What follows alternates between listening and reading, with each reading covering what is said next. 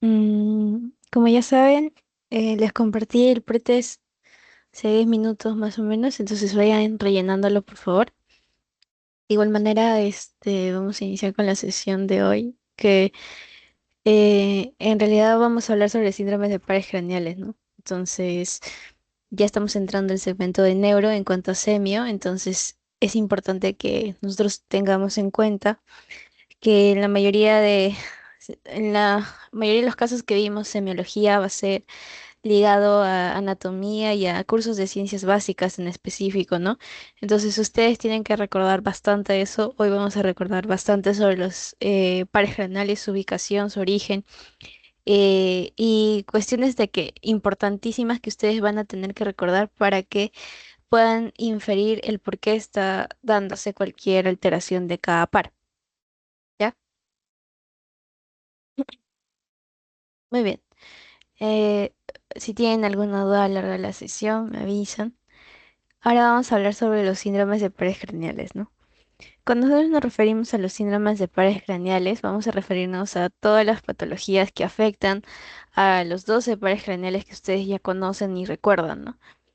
Para ello debemos recordar un poquito, bueno, antes de hablar de los síndromes craneales en específico, les quería dar como un recuento o unos datos precisos para que les ayude bastante en su rotación ahorita de neuro que están dándose o que están teniendo en cuanto, uno, a que realicen una buena historia clínica, ¿no? Cuando ustedes realicen una buena historia clínica, todo va a estar bien.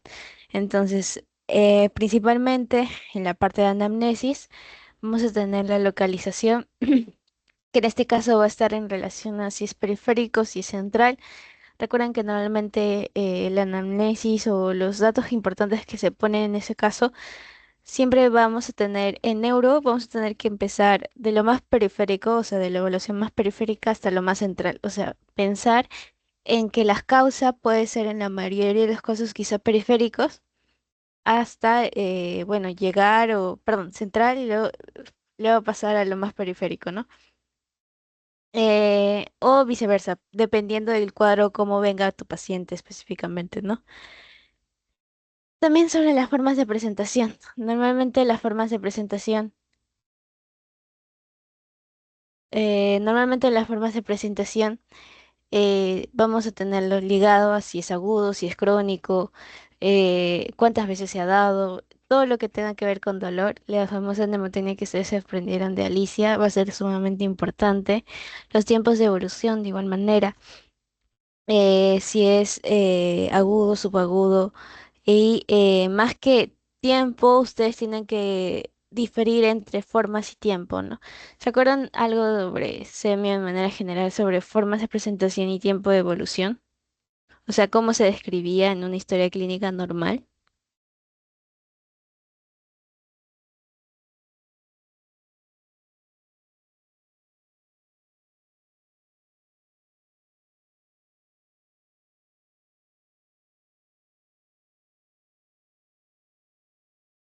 ¿Se acuerdan? Primero, ¿creen que de formas de presentación y tiempo de evolución es lo mismo?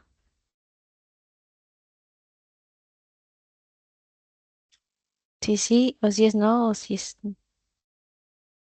Y no los voy a llamar a cada uno. Así que contesten, por favor.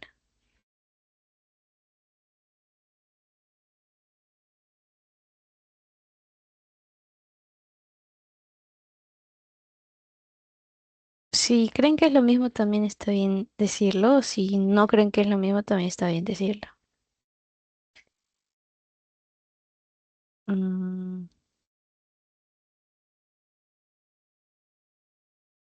chicos.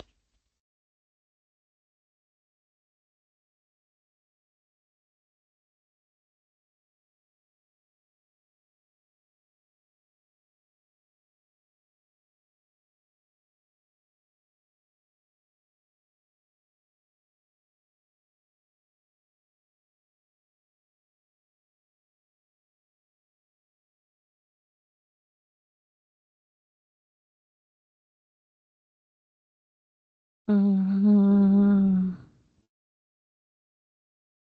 están ahí.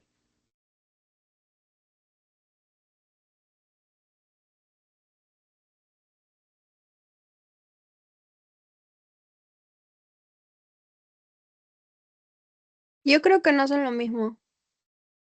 Muy bien, gracias. No, no son lo mismo, ¿ya? Normalmente cuando tú hablas sobre las formas de presentación, van a ser diferentes al tiempo de evolución. Y cada uno de ellos va a tener cosas particulares que ustedes van a tener que pedir, ¿ya? Mm, muy bien. Y los antecedentes en relación a que normalmente vas a tener que pedir siempre los antecedentes de parte de la madre, o sea, de parte familiar, obviamente patológicos del mismo paciente, sino que también vas a tener que hacer una búsqueda exhaustiva tipo FBI para que tú puedas tener una idea de qué cosas o patologías pueda tener tu paciente predisposición, ¿no? Entonces todo eso tienen que saberlo y tienen que recordarlo. Muy bien. Normalmente cuando ustedes les hablen sobre un inicio, un tiempo de evolución, agudo, subagudo, crónico, van a tener que enfocarse uno, si, como les dije, en neuro, si es focal, ay, perdón, si es focal o si es generalizado. Si es focal y es algo agudo, es decir, algo reciente, que recién, bueno, vino en ese momento, es horas o menos quizá en el momento o por un trauma, lo que sea. Ustedes tienen que preguntar o relacionar en su cabeza a problemas vasculares, ¿no? Un aneurisma, un ACV, todo ello que son importantes para que ustedes relacionen su clínica. Pero si es algo más generalizado, a qué me refiero con ay, focal? Quizá tiene una parálisis no solamente de una parte de la cara, ¿no? En la hemicara izquierda o derecha, o muy focal en un solo brazo, en una sola pierna. Y cuando ya hablamos de generalizado, algo más como toxometabólico, ¿no? ¿Qué más podría estar causando eso? Quizá una diabetes descompensada, cosas así. En cuanto a la subagudo focal, nosotros debemos pensar cuando que son causas inflamatorias en ambos casos. Pero si es crónico o si su tiempo de evolución es crónica, tal cual, el tumor y lo generalizado, vas a pensar en algo degenerativo, fibrosis o en tumor específico de un solo lugar, ¿no? Por ejemplo, un tumor en la hipófisis o algo específico, ¿ya? Eh, muy bien.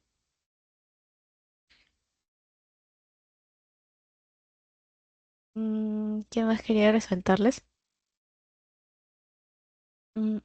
Ya, en el examen físico que normalmente ustedes van a tener que realizar, van a tener que empezar viendo al paciente y lo característico que ustedes van a ver va a ser las facies. Obviamente que los datos de filiación, pero luego vas a tener que ver al paciente, ver por qué está viniendo, cuáles son las características de tu paciente, ¿ya? Entonces, si tú le haces un examen general, un examen físico específico de neuro, tienes que recordar las facies características. Ya, uno, en primer lugar, antes que me olvide, en el examen físico siempre vas a tener que evaluar el estado de conciencia de tu paciente. ¿Y cuál es la forma en que ustedes evalúan el estado de conciencia del paciente? ¿Saben?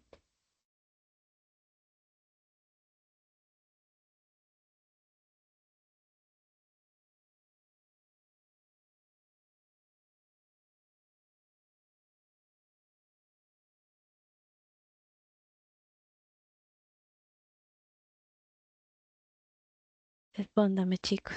Ahora, ¿saben cuál es la forma de evaluar el estado de conciencia de tu paciente, que es la primera cosa que deberías hacer en el examen físico neurológico?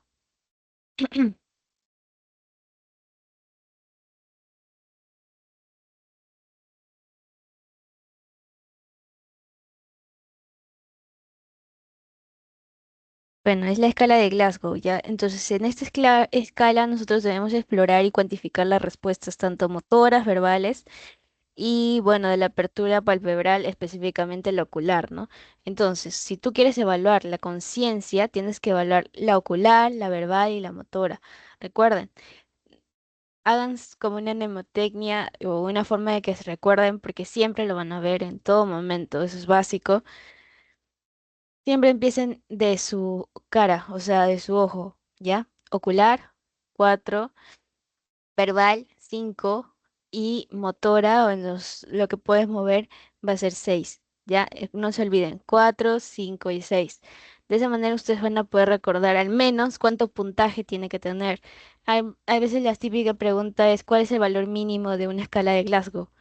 Que es lo que siempre preguntan, ¿no? Siempre van a, en sus prácticas o bueno, si les preguntan también, que es básico, ¿no? Entonces, si se dan cuenta, los valores que tiene la escala de coma de Glasgow es 1, 1, 1, nunca hay un cero. Entonces, ustedes no pueden decir que el valor mínimo de la escala de Glasgow es cero, sino que el valor mínimo de la escala de Glasgow siempre va a ser 3, ¿verdad? No, tampoco es uno, 3. ¿Por qué? Porque vas a evaluar tres campos, ocular, verbal y motor. Entonces, siempre el mínimo va a ser 3. De ahí no puedes bajar. Entonces, en el ocular, al ser 4 puntos, tienes que evaluar uno. El uno es lo mínimo y es que no te responde para nada, ¿ya? El 2 quiere decir que tú al momento de hacer un tipo de dolor o causarle dolor a tu paciente, va a tratar de abrir el ojo, ¿no? Ocular. Y si tú le dices, señor, señor, y trata de abrirle el ojo, o lo abre, pero y después lo cierra medio sonoliento, eso hace que sea un número 3. ¿Por qué? Porque está respondiendo al orden verbal. Y 4 es espontáneo como ustedes y yo en este momento, ¿no? Entonces, cada uno de esos va a evaluar eso, ¿ya? Y así más o menos con lógica tienen que...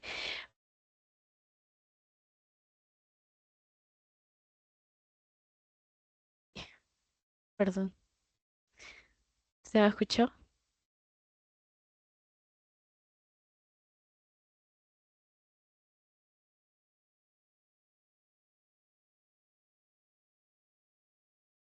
Bueno, estaba refiriéndome al verbal, no sé si me escuchó. Pero bueno, al verbal se refería específicamente a uno que no hay ninguna respuesta, o sea, no te hablan, no te dicen nada, ni a estímulos, ni a ninguna cosa que puedes hacer, ¿ya? Por ejemplo, sonidos incomprensibles es lo primero el número 2, palabras que no son inapropiadas, es decir, tú le dices, señor, ¿cuántos años tiene? Y te dice gato desorientado y hablando es, bueno, te habla y te responde, pero no sabe ni dónde está, ¿no? Y acá es también lo típico que ustedes evalúen en el LOTEP, ¿no? ¿Saben qué es LOTEP?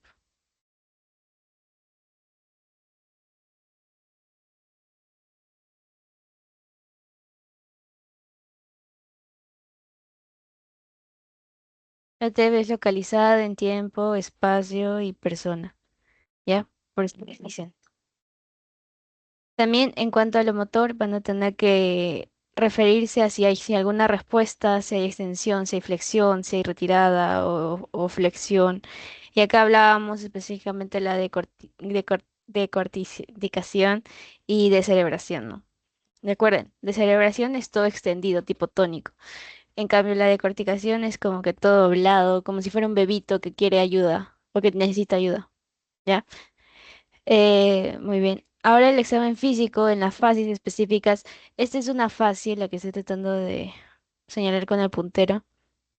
Esta es una fase muy característica de un paciente con Parkinson y es la fase parkinsoniana. Entonces, también le llaman cara de jugador de póker, creo. Entonces, se va a caracterizar por poca o ninguna expresión. Si se dan cuenta, la mirada es fija, como retándose. No, no saben si está triste, si está feliz, si está molesto. Y por ello ustedes van a tener que recordarse esa fase. De igual manera, la parálisis de alguno de los nervios craneales, ¿no? Por ejemplo, el facial. Y esta fase de acá, que estoy tratando de señalar, la de blanco y negro, tipo dibujito, es la fase de Hutchinson. Y específicamente es porque ha dejado de inervarse o porque ha habido una parálisis de alguno de los nervios craneales, ¿no? Y en la siguiente vamos a tener una parálisis de tipo, uno que tiene que saber identificar la parálisis periférica y central. Recuerden que periférica es, perdón, central es uno en específico, un lado en específico, como decir toda esta parte de la cara. Pero periférica quiere decir toda la mitad de toda la cara, ¿no? La de mi cara derecha o puede ser la izquierda, dependiendo del nervio que esté lesionado. Pero es importante que puedan diferenciar entre parálisis periférica y la parálisis central, ¿no? Central en un solo cuadrante, por así decirlo, o un solo nervio que está inervando un lugar en específico. Pero periférica es como que la mitad de todo, ¿ya? No se olviden también, este es un signo muy característico de pacientes que vengan con signos meningios, porque siempre su cuello va a estar en hiperextensión, si se dan cuenta. Y lo demás va a estar como que acurrucadito como un bebé, pero su cuello va a estar en hiperextensión, no se olviden. ¿Dudas, preguntas?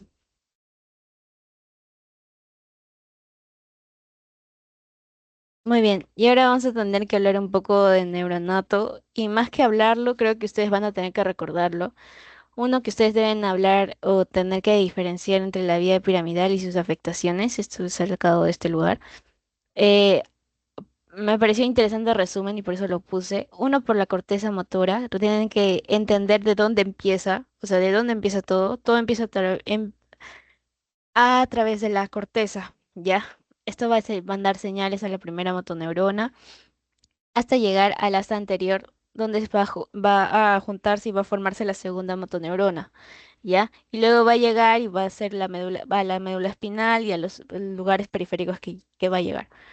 Importante que ustedes recuerden esto típico que les van a preguntar siempre, lo vieron en fisio, pato en fisiología, la lesión de primera neurona y la segunda motoneurona. Bueno, la primera neurona o lesión de la primera neurona, lo típico que les van a dar es una parálisis de grupos musculares. Normalmente está hipertónico, o sea, mucho tonismo, atrofia no va a tener, entonces no se van a tener que memorizar eso.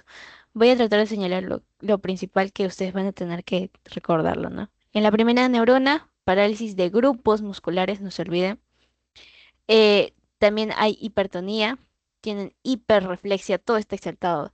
Reflejos cutáneo, abdominales abolidos, es decir, que no están, están ausentes. Recuerden que abolidos quiere decir que no hay nada ausente. Babinski, vas a tener lo positivo en la lesión de primera neurona y ahorita vamos a ver más adelante, creo, en signos meningios, vamos a ver el signo de Babinski, pero ya ustedes más o menos van a ir viéndolo. Y van a tener ¿qué? Sincinesias. Fasciculaciones no vas a tener, entonces lo borro. Lo principal que deberían aprenderse de la primera motoneurona son esas. Cuando hablamos de la segunda neurona, vamos a hablar parálisis de músculos aislados en específico, ¿no? Va a estar hipotónico, normalmente vas a tener hiporreflexia y vas a tener fasciculaciones. Son como que todo lo que he resaltado es lo principal que deberían aprenderse ustedes y tratar de memorizarlo porque les pueden preguntar. Otra cosa importante que deben recordar va a ser los pares craneales, ¿no? Entonces van a tener que ponerse en un contexto de que ustedes deben recordar de por sí en el examen neurológico de cabeza y cuello los nervios craneales, ¿no? Eh, estos normalmente lo primero que se hace es determinar, ¿no? Los tipos de fibras que tengas, si es sensitiva, si es motora, si es automática. Autonómicas, perdón. Y de acuerdo a eso vamos a hacer el diagnóstico según la topografía que tengamos. Entonces, si tú vas a tener que hallar el diagnóstico según la topografía, vas a tener que recordar un poco sobre las vías aferentes y eferentes. ¿Se acuerdan de eso?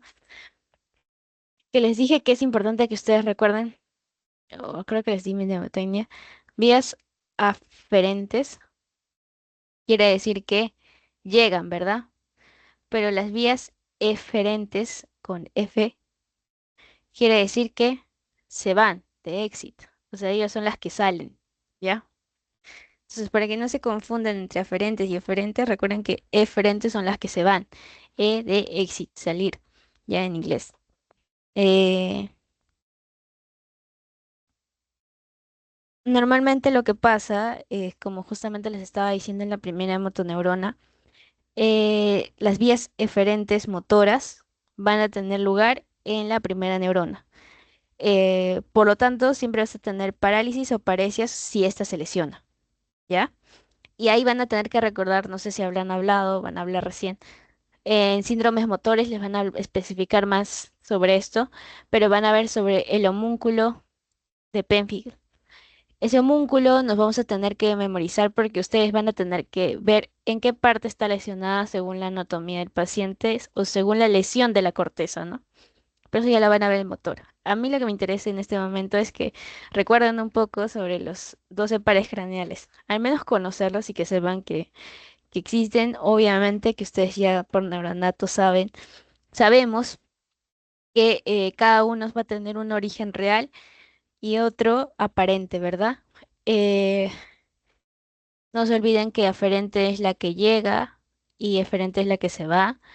Estos van a tener tanto componente sensorial, motor y parasimpático, no se olviden de eso, o simpático también. En cuanto al primer nervio, que vendría a ser el olfatorio, normalmente es sensorial, ¿ya? Y lo que vas a hacer o que le vas a encontrar va a ser en en la parte de la cavidad nasal, está cubierta por el tabique o la superficie lateral de esta cavidad. ¿Y cuál es su origen real específico del nervio olfatorio? ¿Alguien se acuerda?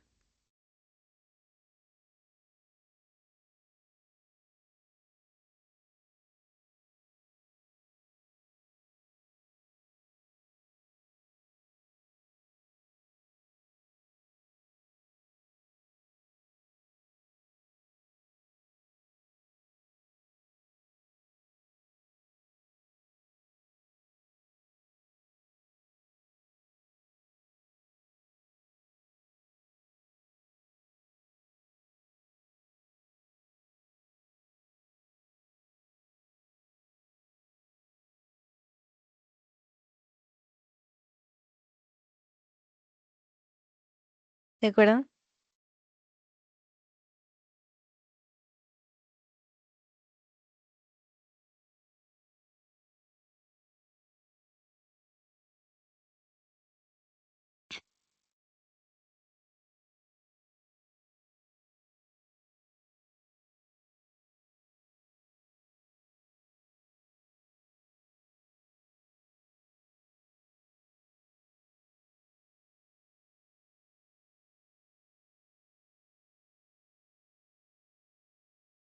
Chicos,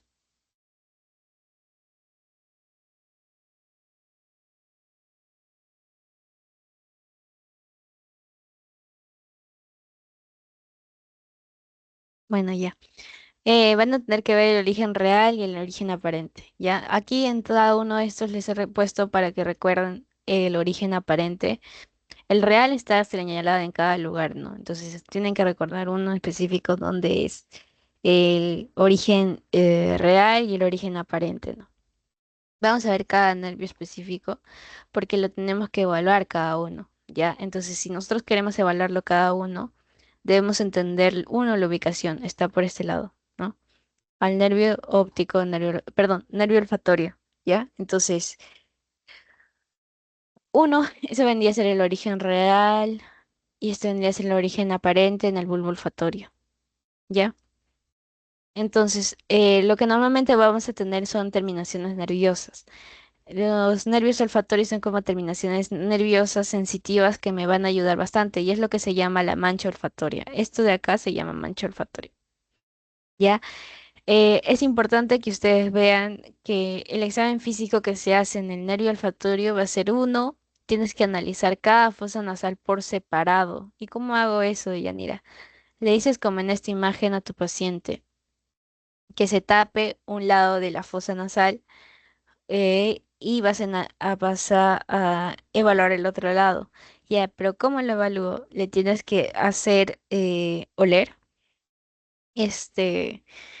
diferentes sustancias. Normalmente lo que hacen o lo que se hace oler es uno, no sé, esencia de vainilla, perfumes, olores fuertes, ¿no? Entonces se pregunta al paciente, ¿huele algo o no huele nada? Si no huele nada, lo anotas. Si huele algo, lo anotas. Y luego le vas a preguntar por consecuencia si es agradable o desagradable. Obviamente que tú vas a tener que ver si identifica o no el olor, ¿no? Puede ser que identifique, no sé, que le guste bastante y no sé, le estabas mostrando, bueno, le estabas haciendo leer algo horrible, ¿no? Entonces eso también tiene que tenerlo en cuenta porque sería una discordancia, ¿ya? Debes decirle al paciente que inhale una 3 o 4 veces para que lo puedas evaluar de una manera adecuada. Algunas alteraciones que tienes en el nervio olfatorio, específicamente, si recuerdas, al ser olfatorio nos ayuda en la olfacción, ¿verdad? Entonces basta tener anomalías cuantitativas y cualitativas, alucinaciones olfatorias y agnosia olfativa. Cuando nosotros hablamos de unas anomalías de tipo cuantitativas, vamos a tener que referirnos a la pérdida o reducción de la agudeza olfatoria. Por ejemplo, la anosmia, la hiposmia, la hiperosmia, la disosmia, perdón, la hiperosmia. ¿Ya? Entonces, esas tres van a formar parte de las anomalías cuantitativas. ¿Ya? Recuerden, hiperosmia es que aumenta, ¿qué cosa? La agudeza olfatoria. Hiposnosmia es porque está bajo, disminuye la agudeza olfatoria. Y asnosmia es A, es sin, entonces no tiene ninguna, ha tenido una pérdida o reducción de la agudeza, específicamente una pérdida, ¿no? Cuando hablamos de anosmia, de la agudeza olfatoria. Me encantan las anomalías cualitativas. Vamos a mm, pensar en este caso en disosmias o también llamado parosmias, ¿lo notan? Y es una perversión en este caso del sentido de la olfacción, ¿no? No lo siente bien. Es una dificultad, como que no puede oler bien.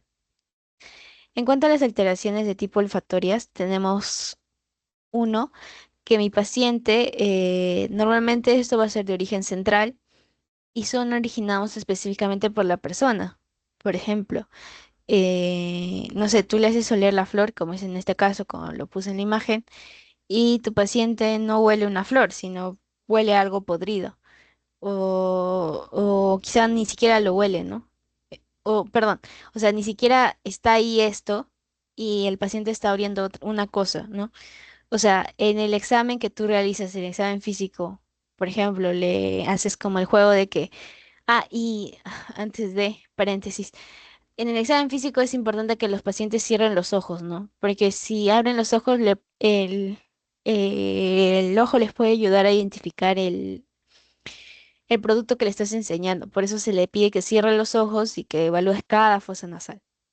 Y entonces, en las alucinaciones olfatorias específicamente, se puede dar por crisis epiléptica o específicamente con origen del lóbulo temporal.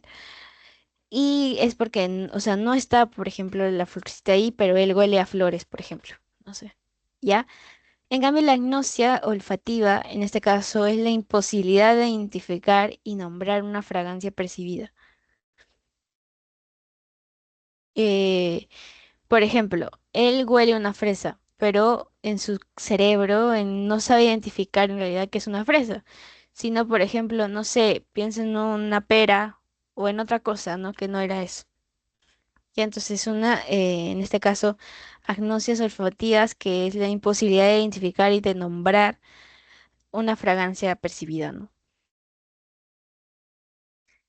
Muy bien, y cuando hablamos sobre el nervio óptico, debemos acá entrar a tallar a detalle lo que ustedes han aprendido, o lo que hemos aprendido en realidad en Neuranato. ¿Por qué?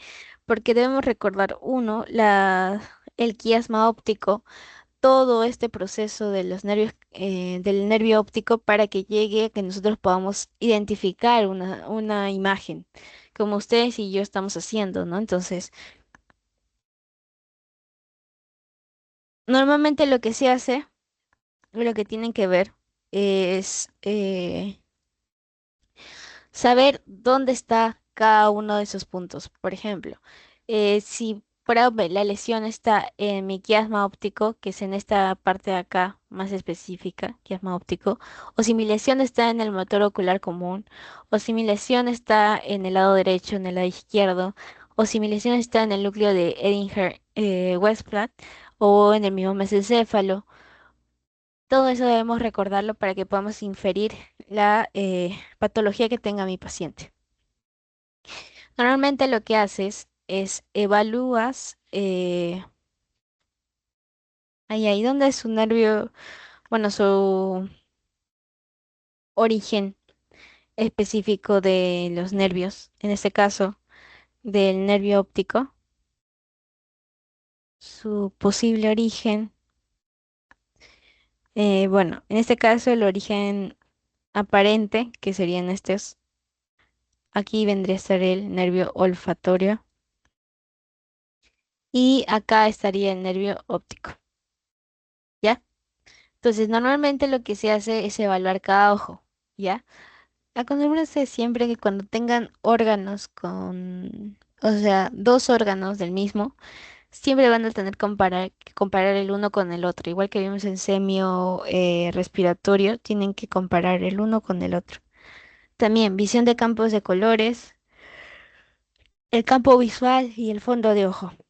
En cuanto a la visión a la exploración de cada ojo, lo que vas a hacer es uno, evalúas cada ojo. Le dices al paciente que cierre un ojo o tú mismo le tapas con una mano o a veces hay unas paletas que te ayudan a evaluar la visión. Ya, entonces cuando evalúas vas a tener alteraciones, tanto de agudeza visual, de visión de colores o campo visual o fondo de ojo, ¿no? Si por A o B tienes alguno de este tipo de observaciones o de alteraciones, tienes que diferir entre si es una alteración de agudeza visual, específicamente de la función macular, donde puedes ver las cosas tal cual. Entonces, lo que haces es, uno, evalúas la visión, uno de cuentadedos, como se ve en la imagen. Te pones a una distancia más o menos de 50 centímetros y tienes que ver si tu paciente mira o no, si mira un bulto, si mira una luz o si no mira nada. Entonces, a todo eso o a toda esa alteración vas a tener que denominarlo. Llamamos ambliopía a la disminución de la agudeza visual. Se puede ver en miopía normalmente, pacientes que son miopes o en pacientes con catarata, ¿ya?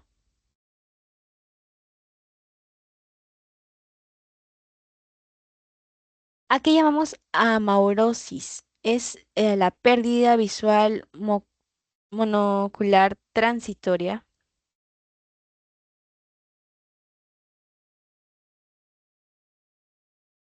Y cuando específicamente vamos a referirnos a una amaurosis, vamos a tener que recordar que es una ceguera o pérdida de la visión, ¿ya?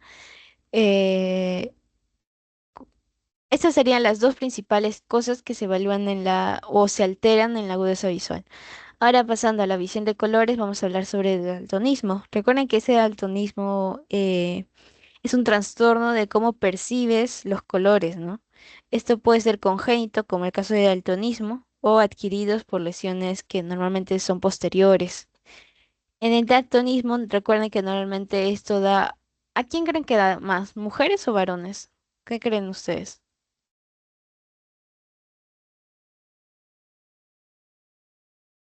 ¿Varones?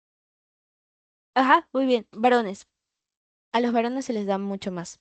Bueno, les da mucho más, tiene mayor frecuencia. Pero no es, o sea, no es que sea mucha tampoco. El daltonismo afecta más o menos un 8% y a los varones y en las mujeres un 0,4 más o menos. Por ciento, ¿no? Muy bien. Ahora la acromaptosia, perdón, la acromatosia es cuando se visualizan los objetos en blanco y negro, ¿no? Acromaptosia recuerda en blanco y negro. En el monocromático, mono de uno, ¿verdad?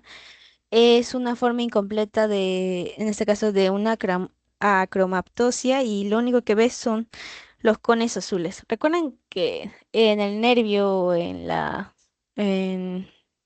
el ojo vamos a tener bastones y conos, ¿se acuerdan? Y son muy importantes, los conos, los bastones. Los conos son para visión de día o nocturnos. De día. Y los bastones de noche. Muy bien, entonces normalmente ellos son los que se lesionan en este caso, ¿no? ¿Qué más? Les puse también metacromaptosia, que son cosas o objetos que se ven de colores diferentes a lo que en realidad debería ser, ¿no? Quizá lo ves más oscuro. Y para evaluar la visión de colores es justamente ese 74 que ven acá, que ustedes saben cómo se llama. Cartas de...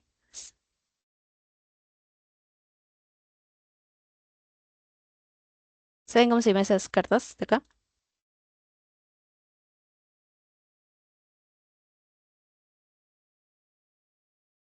Cartas de Ishihara. Ya, eso se usa bastante para el examen de visión de colores, ¿ya? Ah, para la agudeza visual también puedes usar esta cartilla de Selmen, que van a tener muchos tipos. Normalmente lo que ven es esto y lo que creo que algunos o la mayoría ha ido a visitar es eso. Normalmente en el campo visual, lo que tú vas a tener como alteraciones van a ser dos cosas, hemianopsias y cuadrantopsias, ¿ya? Cuando les salen de hemianopsias, no sé, bueno, se me olvidó poner la imagen. Normalmente les van a tener que hablar, estos son sus dos ojos, ¿ya? La visión de sus dos ojos. O sea, ¿cómo lo vas a evaluar específicamente estos?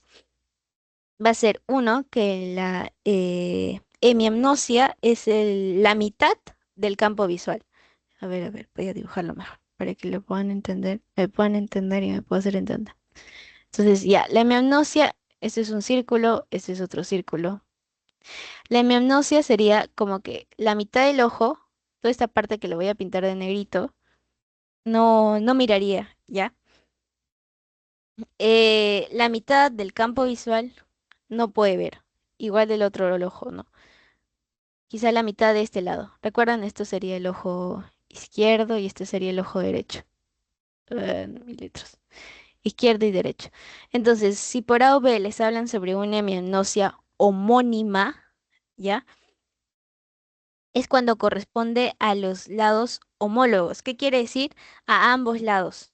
En este caso, si se dan cuenta, si al ojo en el izquierdo y el derecho, en realidad estarían afectados por el mismo lado, por el lado izquierdo, ¿ya? A eso me refiero. O sea, no que el ojo izquierdo está lesionado solo el izquierdo, sino que el derecho también está lesionado la parte del ojo izquierda, ¿ya? Como está acá pintado. Este sería homónimo, ¿ya? To. Pero una hemianopsia de tipo heterónima normalmente es cuando involucra distintos eh, lados. Puede ser, por ejemplo, heterónimas, nos hablamos de, este es mi ojo, este es mi otro ojo. Recuerden, derecho, izquierdo. Y si lo pintas a la mitad, por ejemplo, este está lesionado la parte nasal y este estaría afectado quizá la parte nasal también, pero si se dan cuenta es un lado contralateral, a eso es lo que voy. No estaría lesionado específicamente el lado, la mitad del globo ocular izquierda, sino sería uno en el derecho, estaría lesionado el lado derecho y el otro en el lado izquierdo. O sea, son contralaterales, son homónimas, mismo lado, heterónimas contralaterales, ¿no? Mitad de la izquierda, mitad de una derecha, ¿ya?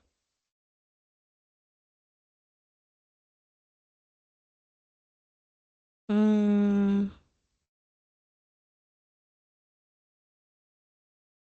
ya, y en el otro de que hablamos de cuadrantopsias, son específicamente tú en tu globo ocular lo vas a dividir en cuatro cuadrantes. Y eso creo que es más fácil, ¿no?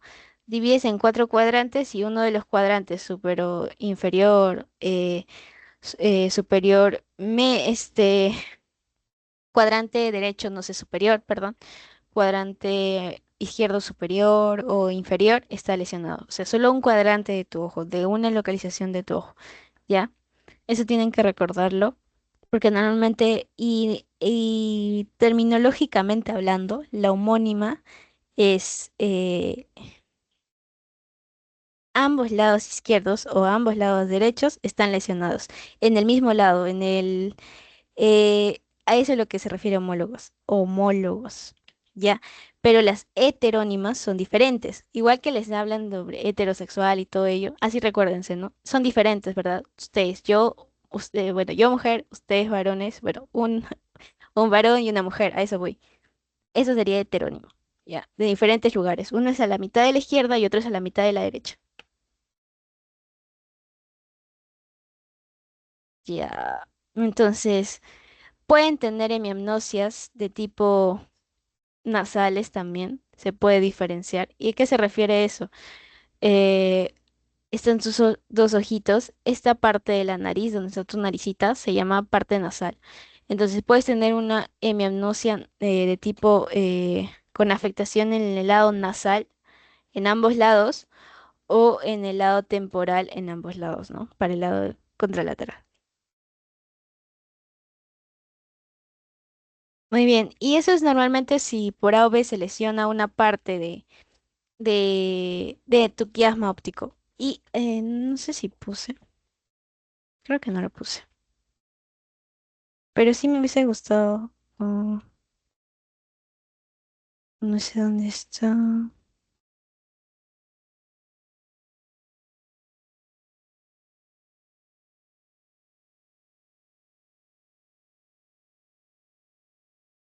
Mm, Quería hablarles sobre específicamente si se puede. No, eso no es. Quería hablarles específicamente qué pasa si se lesiona cualquiera de ese defecto del campo visual. Tipo, a lo que voy. Si por ejemplo, mi lesión está. A ver si me van a poder seguir. Si mi lesión está. Voy a hacerlo demoradito.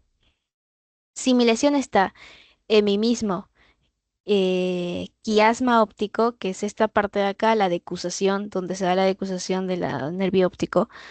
Si está en esta parte mi lesión, lo que normalmente vas a tener es una hemiapnosia heterónima bitemporal. Heterónima quiere decir la mitad, o sea, del lado derecho e izquierdo, como les dije, ¿no? ¿Qué me quiere decir esto? Que me está dañando, miren, acá lo voy a pintar. Esta parte de acá, ay, y por el lado del ojito derecho me estaría dañando esta parte de acá. Sería la mitad. Ay, estoy tratando, pero las imágenes no me ayudan. Ya, ahí está, mejor con esto. Sería esta parte de acá. A eso nosotros llamaríamos, si por algo está dañado mi quiasma óptico, hablaríamos sobre una hemiapnosia heterónima bitemporal. Es una visión de tipo tunelizada que también les preguntan. Es típica pregunta de examen y por eso tienen que recordar que la causa más frecuente de que se dañe mi quiasma óptico va a ser ¿qué? Un tumor hipoficiario, un tumor en hipófisis, adenomas, cualquier tipo de adenomas, prolactinoma, no sé, un tipo de adenoma que esté creciendo en mi misma silla turca o algo así. Ya. En cambio, si por A o B es un niño, podrías pensar en craneofaringiomas. Si es una mujer, por ejemplo, meningiomas. Ya, eso. Por otro lado, si les hablan sobre una lesión específica en el prequiasma o prequiasmática, que sería antes del quiasma, ¿no? Por acá más o menos. En ese lado, bueno, acá le voy a hacer. Por ejemplo, en este lado. Lo que va a ver es la oclusión completa de este ojo. Este ojo no va a ver para nada. O sea, la visión o lo que pueda ver el paciente va a ser cero por ese lado. Pero por el otro lado, perdón, mira por todos lados, ¿no? Mira acá, mira acá, mira acá, mira en todo su campo visual, ¿ya? Pero en una prequiasmática solo está lesionado como un lado de un globo ocular, porque la lesión está mucho más abajo de la decusación del quiasma, ¿ya? Y a eso se llama anopsia o mono ocular ipsilateral, que quiere decir del mismo lado. Muy bien. Y ya. ¿Qué más quería decirles acá? Ah, ya. Ahora vamos a hablar sobre el fondo de ojo, que normalmente lo que vamos a tener que buscar o ver específicamente va a ser, uno, el edema de papila; segundo, las hemorragias en llamas o la atrofia de papila y la neuritis óptica. Recuerden, el edema de papila se observa muy característico con una elevación de tipo tumefacción de la papila. Lo van a ver más en otorrino, pero con tal de que sepan qué cosas o qué tipo de alteraciones tengo en mi fondo de ojo, creo que está bien. En edema de papila normalmente lo que puedes encontrar son hemorragias en llamas en situaciones ya avanzadas o en enfermedades ya avanzadas. Es muy importante que ustedes recuerden los componentes normal del fondo de ojo. Y lo que normalmente vas a encontrar siempre va a ser la pupila. A ver, le voy a tratar de señalar. Sería uno, la pupila, en este caso, perdón, la papila óptica, que estaría por acá. Ambos están lesionados, pero acá la papila óptica. Luego que vas a ver la mácula, que normalmente se ve en esta parte de acá, que estoy tratando de señalarlo con el puntero. Y las arterias, ¿no? Que normalmente se ven. Y las venas. Es muy importante que aprendan a diferenciar las arterias con las venas y si está intercruzadas como acá, por ejemplo, la vena y las arterias están cruzadas, eso ya está mal, ¿no? Deben estar en una sola posición sin entrecruzarse, ¿ya? ¿Qué más? ¿Qué más? Ah, ya, les iba a decir, las venas son mucho más radiantes o se ven mucho más gruesitas que las arterias mismas. ¿Ya? Eso no se confundan. Las arterias se ven como que más opacas, por así decirlo. Y las venas más como que más gruesitas o de un color más oscuro. ¿Ya? No, no es al revés. Muy bien. Ahora vamos a hablar sobre el nervio motor ocular común y el nervio patético o troquear y el nervio motor ocular externo. Estos nervios se evalúan en conjunto porque normalmente te ayudan a poder hacer una función oculomotora adecuada. ¿Ya? Entonces, es importante.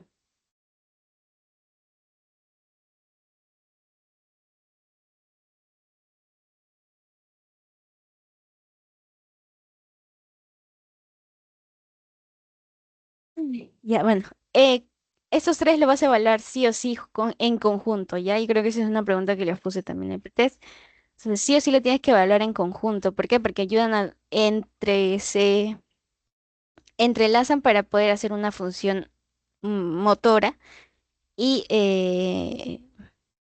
es básicamente motora, ¿no? Entonces, recuerden, el tercer nervio o el motor ocular común, lo que nos ayuda bastante tiene una inervación de todos los músculos extrínsecos del ojo, menos ¿quién? Eso tienen que también saberlo. Por neuranato, ustedes lo saben, lo sabemos.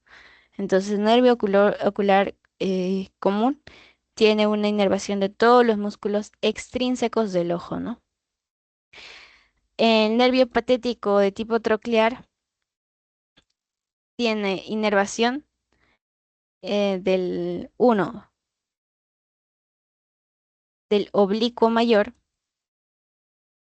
y del recto externo. Y en cuanto al sexto par, que nos ayuda a qué? Ah, miento. Este es el recto externo. Me confundo. Ya. Recapitulemos. Borremos eso.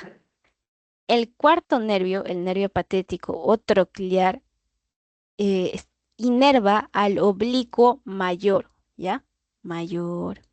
En cambio, el nervio motor ocular externo o abducen lo que hace es inervar al recto externo, porque justamente el músculo, el recto externo, este de acá, ayuda a qué hacer a la aducción. Ya recuerden que aducción y abducción no es lo mismo.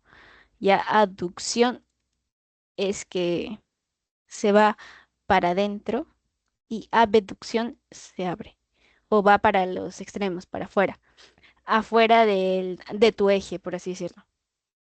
Y no se olviden, para que no se vuelvan a olvidar, en abducción y aducción, abducción es de ave. Entonces, si es una ave, normalmente tiene alas, ¿verdad?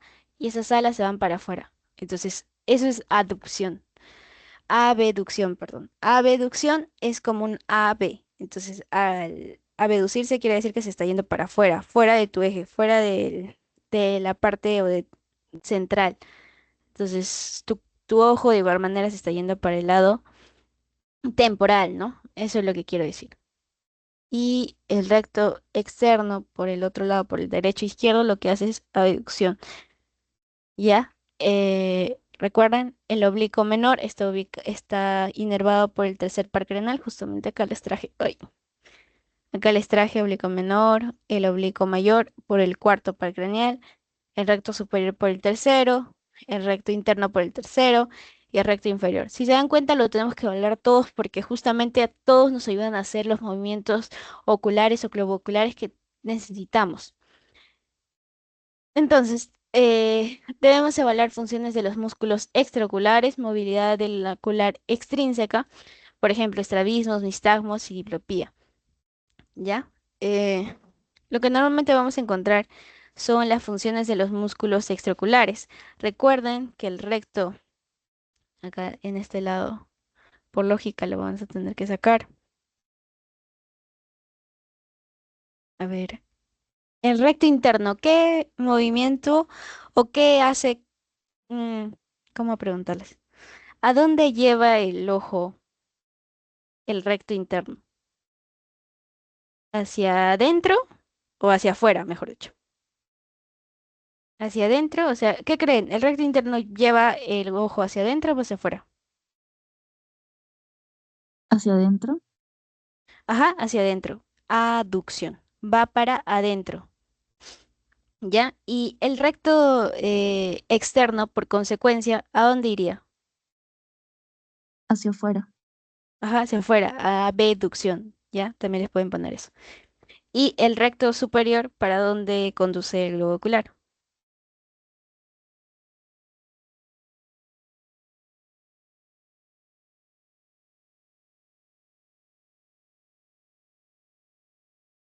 Recto superior se va arriba, creo que mentira les pregunto. Luego el recto inferior lo dirige para abajo, ¿no? Y el oblicuo menor y el oblicuo mayor, ¿qué hacen?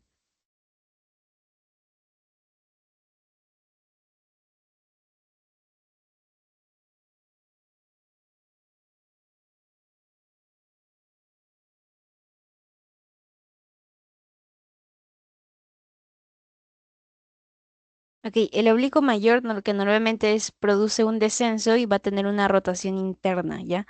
Como cuando giran su ojo por todo el lado, por todo el arco orbitario, van a tener que ustedes identificar eso. Muy bien, entonces tienes que explorar la movilidad ocular extrínseca de estos ojos, de estos ojos.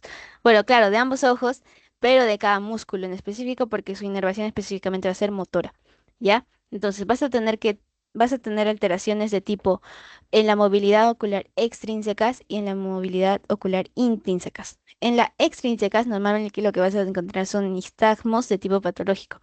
¿Puede haber nistagmos fisiológicos? Sí, ¿ya? Eso para que lo pueden tener en cuenta. ¿Qué pasa con el nistagmo de tipo patológico? Tiene un sentido del movimiento Vas a tener que evaluar la fase, la dirección que va a ir, la amplitud que tiene, la frecuencia, la intensidad, todo esto en relación al nistagmo, ¿no? El sentido de movimiento que es, si es simétrico, si no, la fase, si es rítmico, si es de resorte, la dirección va a un lado, va al otro, va a la izquierda, va a la derecha, mejor dicho. La amplitud, si hay un rango de excursión, frecuencia, cuántas veces se da en un minuto, ¿no? Intensidad, cuántas veces, de primer grado, segundo grado, tercer grado, todo ello, ¿ya? Normalmente lo que miras, si es un nistagmo de tipo horizontal, se va a mover así, ta, ta, ta, ta, ta, ta. Si es vertical, para arriba, para abajo. Si es rotatorio, pues va a ser como si te mareas, ¿no? Y si existe una parálisis de cada uno de los pares, también se va a afectar, ¿no? Y recuerdan, el más común es del sexto par. Movilidad ocular intrínseca, lo que vas a evaluar son midriasis y miosis. ¿Cuánto creen que se considera miasis o cómo yo digo, bueno, este paciente tiene miasis? Un promedio menos de 2 milímetros su globo ocular. Más de 4 milímetros, perdón, sería una midriasis. Normalmente tienen que evaluar si es una anisocoria, que quiere decir que uno se dilata más que el otro. Recuerden, midriasis, para que nunca no se confundan, D de dilatación y miosis de pequeño, chiquito. Ya, o chiquito, de mi cis, ya, ya, ya no sé qué más inventarme para aprender. Bueno, miosis chiquito y midriasis dilatado, grande, ¿no? Eh, Recuerden, la anisocoria es que uno está grande y otro está normal. La discoria, que quiere decir que uno está diferente al otro. Reflejo fotomotor de igual manera, si responde o no. Vamos a pasarlo ya rápido, ¿ya? Ya porque ya va a ser una hora. Nervio craneal, normalmente lo que ustedes tienen que ver, el quinto par craneal, siempre van a tener que poner su mano, van a tener que dividirlo en, eh,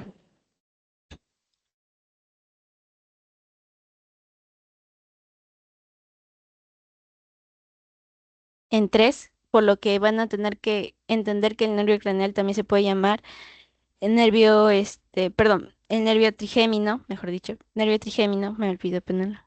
Quinto par craneal o nervio trigémino. Ya, tienes que entender que esto tiene funciones tanto sensitivas, motoras y autonómicas.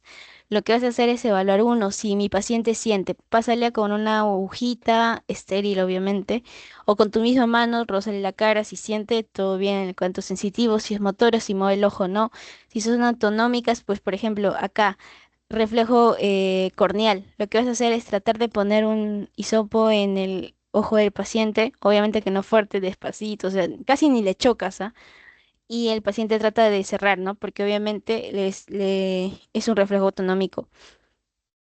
Motor, realizas a través del diapasón, que normalmente en neuro siempre les van a pedir en sus prácticas. Alteraciones supranucleares, nucleares, infranucleares y neuralgia del trigémino, que es lo típico. Más típico va a ser el neuralgia del trigémino, que les podrían preguntar. En cuanto a los nervios de tipo facial, que es el séptimo par, tienen que recordar la anatomía del séptimo par, su funcionalidad de cada uno. Recuerden que uno es motor, otro es sensorial, ¿ya? Entonces tienen que recordar cuál es esto.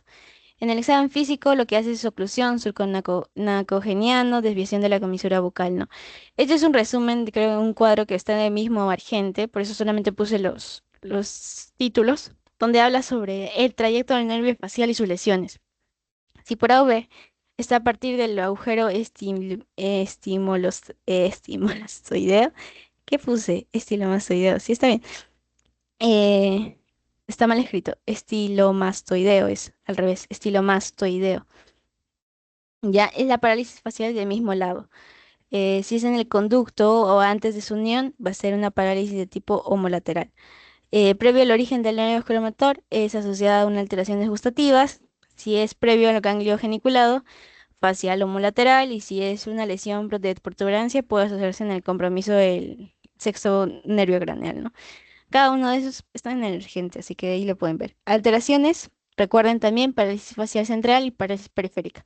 Nunca se van a olvidar esto. ¿Por qué? Porque siempre me preguntan. La parálisis facial central se especifica o quiere decir un solo lado, ¿ya? Pero si es periférica, quiere decir toda la hemicara. central quiere decir quizás solamente está afectando este lado del trigémino o quizás solamente esta parte inferior, pero son centrales, enfocados o en un solo lado. En cambio, lo periférico, la mitad de la cara, por ejemplo. Muy bien. En cuanto al nervio auditivo, lo que normalmente vas a tener que encontrar o tener que diferenciar es que el conducto, que el oído se va a dividir en tres partes en un primer lugar, ¿no? Que nos ayuda a realizar la audición. O vestíbulo coclear. ¿Qué quiere decir esto? Que vamos a tener dos ramas, una rama coclear y una rama vestibular. Recuerden, coclear es de la audición y la vestibular es del equilibrio, porque ustedes sabrán que el sentido del oído va a tener dos funciones, ¿no? Auditivo y del equilibrio. Entonces, ¿quién es específico? La rama coclear del escuchas a través de la coclear y vestibular tienes equilibrio a través de la coclear. Cada uno de ellos tiene pruebas específicas, muy probable que les puedan preguntar. ¿Por qué? Porque normalmente las ramas cocleares, al ser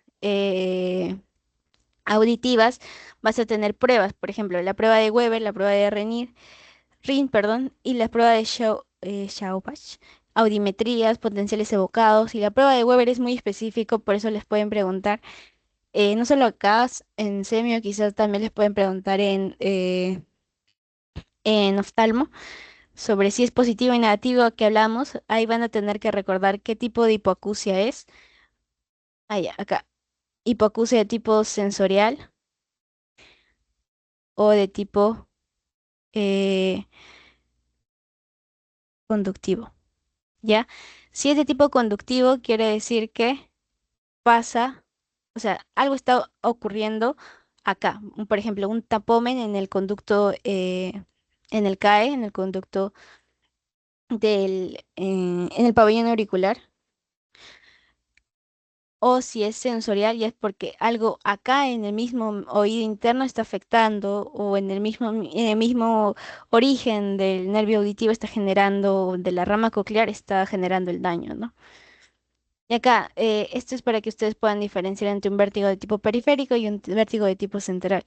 Lo principal es que la intensidad de los síntomas en el periférico es mucho mayor, ¿ya? En el central es más leve. Muy bien, ahora el nervio glosofaringio, recuerdan el examen físico, lo que hace es la función motora, reflejo faringio, reflejo velopelatino, sensación gustativa. Y en cuanto a las alteraciones de tipo, ¿qué es lo que vas a encontrar si se altera? Gusto obviamente va a estar alterada en la neuralgia del glosofaringio. Recuerden, hipogeusia. ¿Qué les hace pensar hipogeusia? No se pueden confundir esto porque geusia quiere decir una terminología en específica. ¿Se acuerdan? ¿Saben?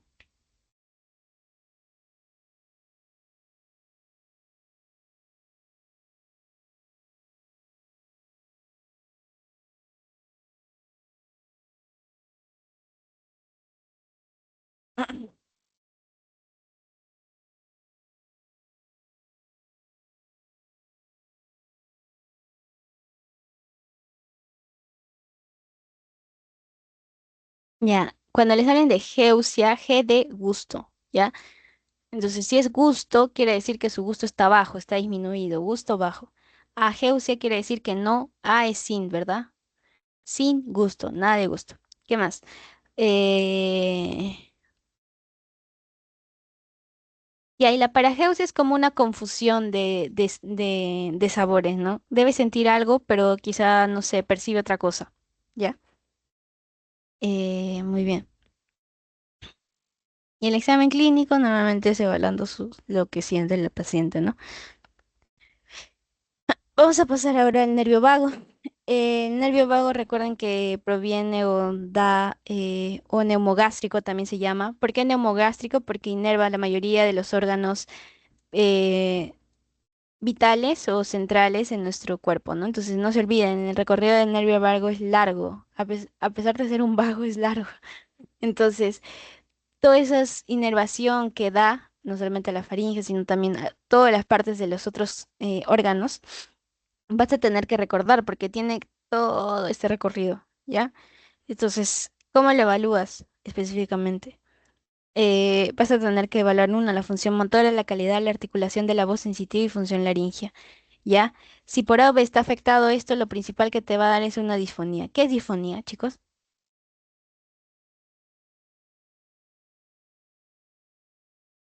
Se llama voz bitonal, que normalmente se da por parálisis de las cuerdas vocales, que justamente es la parte que inerva acá arribita, el nervio vago. Si esto se paraliza, no vas a poder hablar. Tienes una voz bitonal o disfonía. También puedes hacer exploración sensitiva.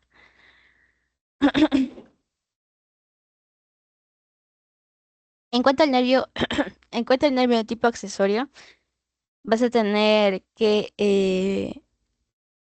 recordar que esto es, ajá, que esto específicamente va a inervar dos músculos y no se tienen que olvidar de eso. Uno, el esternocleidomastoideo y otro, el trapecio. ¿Ya? Entonces, ¿qué hacen el trapecio y el esternocleidomastoideo? O sea, ¿qué función te ayuda a hacer? O sea, ¿qué haces con esos músculos? ¿Qué te ayuda a realizar? Por favor, dígame. Muevan su cabeza. ¿Qué les está ayudando a hacer?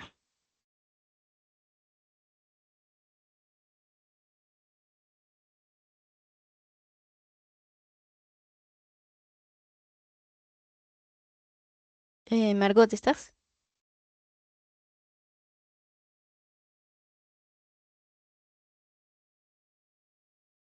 ¿Alguien que me quiera responder? ¿Qué les ayuda a hacer el esternocleidomastoideo y el trapecio? Ya, solo el esternocleidomastoideo. ¿Qué les ayuda a hacer?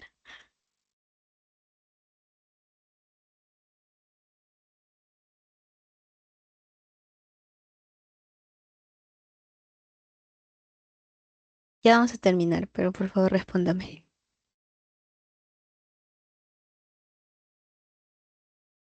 Permite girar el cuello. Claro, una rotación, ¿verdad? Una rotación de la cabeza, flexión de la cabeza, gracias, él puedes decir gracias con la cabeza. Entonces, eso, el trapecio, ¿qué me ayuda? Uno retrae la cabeza, la eleva, la rota, retrae la escápula, colabora en la elevación del hombro, eh, específicamente eso, ¿no? Y si por ahora no lo tienes, vas a tener una parálisis específicamente de eso, ¿no? Entonces, lo que vas a hacer es examinar estos músculos, el músculo esternocleidomastoideo y el trapecio. Normalmente la alteración que vas a encontrar va a ser las parálisis, ¿ya?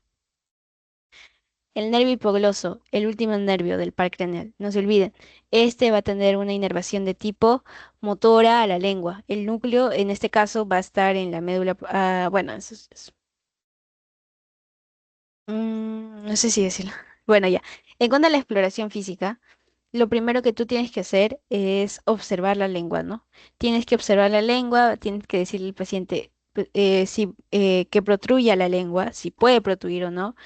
O sea, que saque su lengua para afuera, mejor dicho, que lo ponga en reposo, que empuje la mejilla.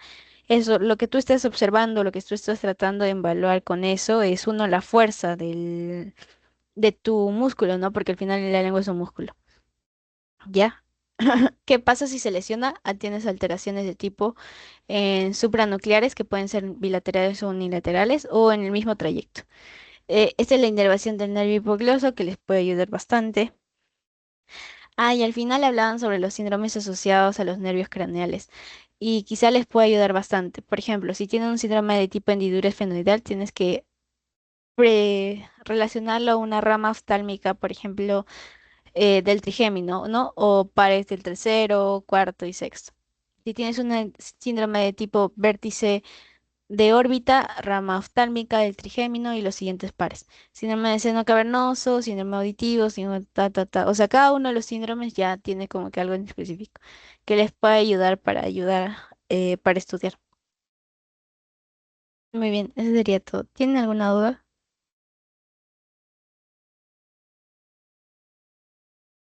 Me voy a pasar el post-test, por favor, no se vayan.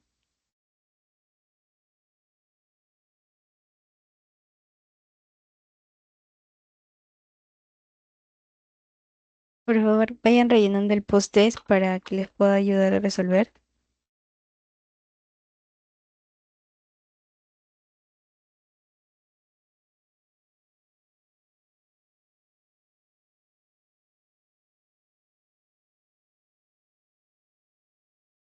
Me avisan cuando, bueno, a las 4:05 máximo, a 4:05, 4:12 para resolverlo juntos el póster.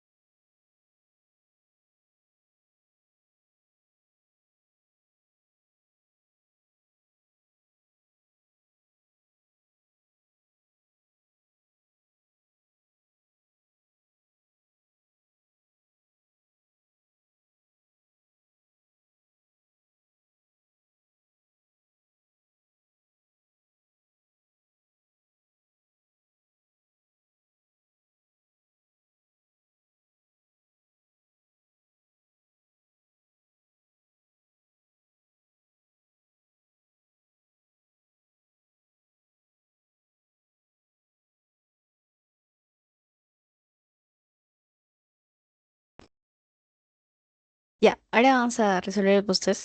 Por favor, envíen sus respuestas.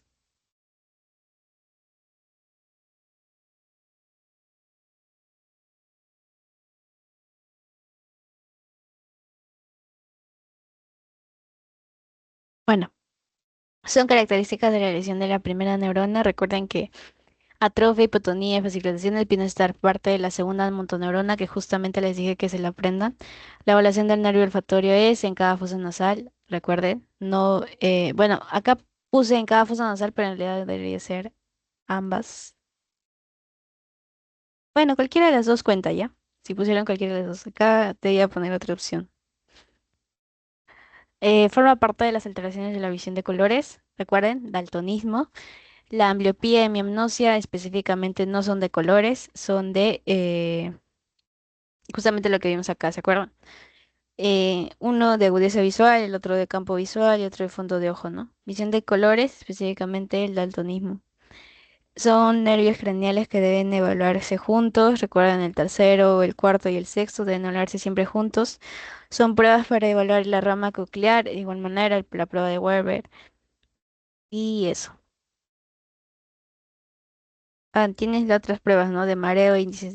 Recuerden, coclear hace relación a audición. En cambio, vestibular se relaciona equilibrio, no se olviden.